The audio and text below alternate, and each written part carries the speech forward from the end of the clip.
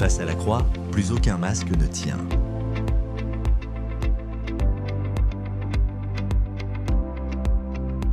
Un soir de semaine, au centre-ville de Toronto, la pluie tombe doucement sur les vitres d'un petit café encore ouvert.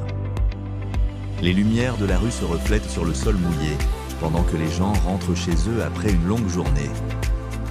Dans un coin discret du café, Marc, 24 ans, casque audio autour du cou, téléphone en main, fait défiler sans fin des vidéos pour étouffer le vide qu'il ressent depuis des mois. En apparence, tout semble normal, travail, amis, sorties, réseaux sociaux. Mais au fond de lui, il porte un poids invisible. Mensonges, compromis, habitudes cachées, péchés qu'il banalise chaque jour. Face à lui s'assoit Samuel, un ami plus âgé, calme, posé, au regard rempli de compassion et de vérité. Il n'est pas là pour juger Marc, mais pour lui dire ce que son âme refuse encore d'entendre.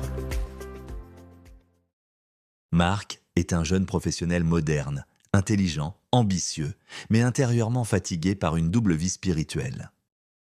Samuel, mentor chrétien, humble, direct, rempli de sagesse biblique et d'amour pour les âmes. Et Aïcha, serveuse du café, silencieuse observatrice de la scène, elle aussi touchée par les paroles échangées.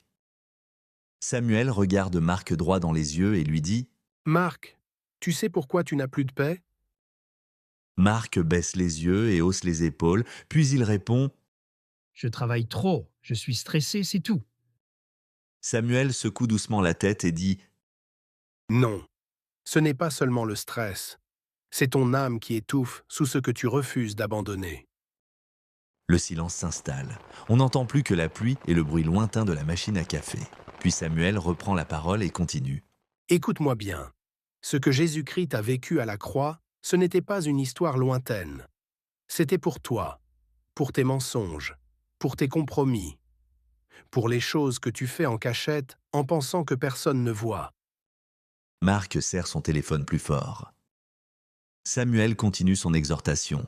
« Avant, il fallait offrir des sacrifices encore et encore pour couvrir le péché. Mais Jésus est venu pour mettre fin à cela une fois pour toutes. Il a donné sa vie comme le sacrifice parfait. Il a payé ce que toi, tu ne pouvais pas payer. » Les yeux de Marc deviennent humides. Il reprend la parole et questionne Samuel. « Tu veux dire que malgré tout ce que j'ai fait, Dieu peut encore me pardonner ?» Samuel se penche légèrement vers lui et répond « Oui, mais tu dois arrêter de jouer avec la grâce. Chaque péché entretenu, chaque désobéissance volontaire, c'est comme mépriser la croix. C'est comme dire à Jésus, « Ton sang n'a aucune valeur pour moi. » Cette phrase transperce Marc. Ses souvenirs remontent, les mensonges à sa famille, la vie cachée, les compromis moraux, les prières abandonnées, la voix de Dieu qu'il a ignorée. Samuel, après un instant, reprend la parole et dit « Aujourd'hui, Marc, tu dois choisir.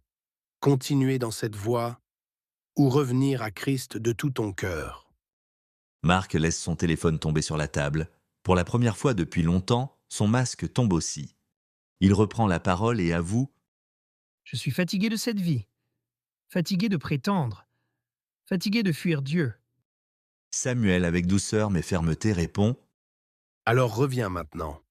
Pas demain, pas quand tout ira mieux, maintenant. » Marc se lève lentement, les larmes aux yeux.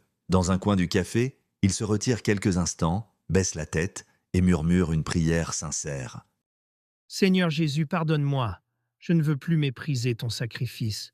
Je te donne ma vie. Délivre-moi du péché et ramène-moi à toi. » À quelques mètres, Aïcha, la serveuse, essuie discrètement une larme. Ses paroles ont touché ses propres blessures cachées. Ce soir-là, dans un simple café moderne, plus qu'une conversation a eu lieu. Une âme est revenue à la vie. La croix n'est pas un symbole religieux vide.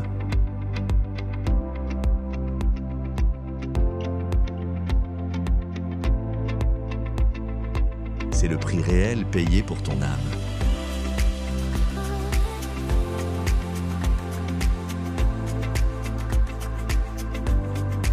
Jésus n'a pas souffert pour que tu restes esclave du péché. Il a versé son sang pour te rendre libre.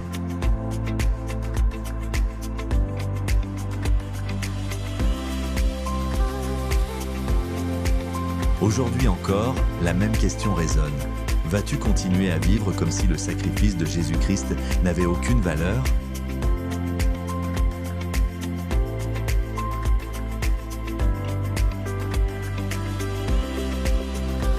N'attends pas un autre jour, le moment de revenir à Christ n'est pas demain, c'est maintenant.